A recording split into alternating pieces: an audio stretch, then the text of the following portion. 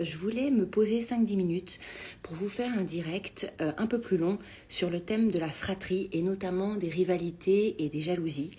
C'est un sujet qui, je pense, est très pénible à vivre pour beaucoup de parents. Il n'y a rien de pire pour des parents de voir leurs enfants qu'ils aiment énormément se disputer, voire être violents, avoir des mots difficiles l'un envers l'autre.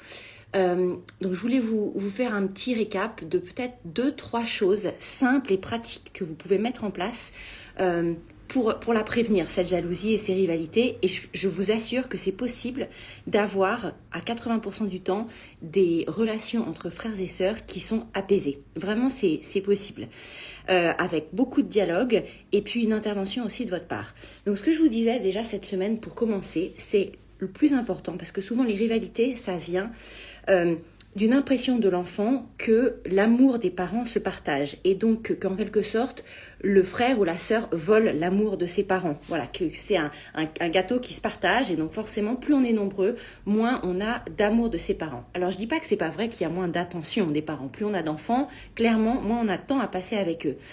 Par contre, il y a autant d'amour pour chaque enfant. Et vous l'avez bien vu souvent, quand on est enceinte de son deuxième, on se dit, c'est pas possible, je n'arriverai jamais à aimer cet enfant autant que mon premier. J'arrive pas à y croire. Dites-moi si ça vous a fait ça aussi, c'est assez commun.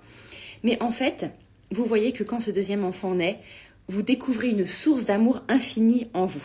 Et donc c'est comme ce nouveau cœur rempli d'amour que vous avez pour ce nouvel enfant. Et ça se multiplie, c'est ça qui est très beau. Et ça, expliquez-le à vos enfants. Et vous pouvez dire, j'ai un cœur d'amour rempli uniquement pour toi. Et ce cœur, j'ai le même pour ton frère ou ta sœur, et il est de la même taille.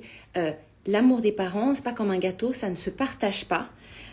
L'amour, certes, se manifeste différemment, mais on a un cœur d'amour rempli pour chaque enfant. Ce qui peut aider, je vous donne une petite astuce, c'est d'avoir une feuille A4 que vous affichez sur votre frigo ou dans la cuisine, un lieu où vos enfants, devant lequel vos enfants passent souvent, et vous mettez 2 post-it, si vous avez 2 enfants, 3 enfants, vous mettez 3 post-it en forme de cœur qui sont de la même taille et vous écrivez le nom de chaque enfant à l'intérieur. Et en fait, ils voient tous les jours qu'il y a cette feuille A4 où il y a plein d'espace et il y a un cœur pour chaque enfant qui est de la même taille. Et ça représente bien en fait ça, ce que vous cherchez à leur transmettre. Donc voilà, la première chose à faire qui est hyper importante, c'est de les rassurer sur l'amour qu'on leur porte individuellement. La deuxième chose, c'est d'expliquer que les signes d'amour évoluent avec l'âge.